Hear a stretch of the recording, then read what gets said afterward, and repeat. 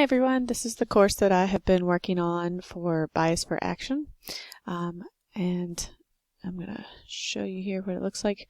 And unfortunately I can't do, with this free recorder, I can't do computer sound, so you're not going to be able to hear the videos, but I'll talk you through it. So we start off with the objectives of this course, and it's all about learning how to make decisions, to act. We're going to have 3 modules: what it is, the characteristics, and how you can develop it.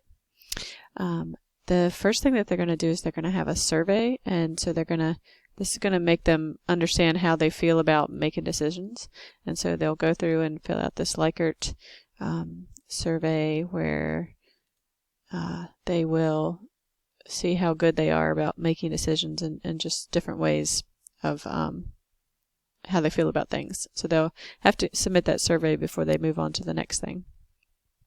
So the next part, and again I apologize, you're not going to be able to hear this, but I created a video about Bias for Action.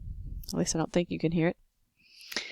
So you see I made this little cartoon that this is the training part that I'll talk about. It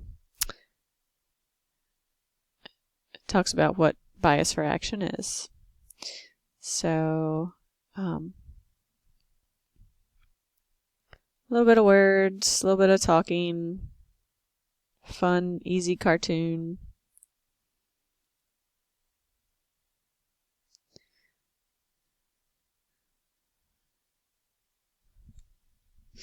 And then, so the next thing that they're going to do is they're going to watch a YouTube video, and that'll come up next. And then for the knowledge check, I'm going to do a memory game. I keep getting this error about the disable the pop-up blocker, but when they come to this, you click on it, and then it brings up the YouTube video, and it's just a 5-minute video with Tom Peters. And then the next part is this little memory game. And so if they totally skip that last video, they will still get the important parts out of what he said. So when they play this, it's some of the same quotes that he talked about. And so they have to do like the memory game. The memory game we used to play when we were little. So even if they skip that video, they still have to read some of the quotes. And anyways, when I did the user feedback, and of course you got 2 minutes to finish this, I need to put a slide that says this is the end of module 1.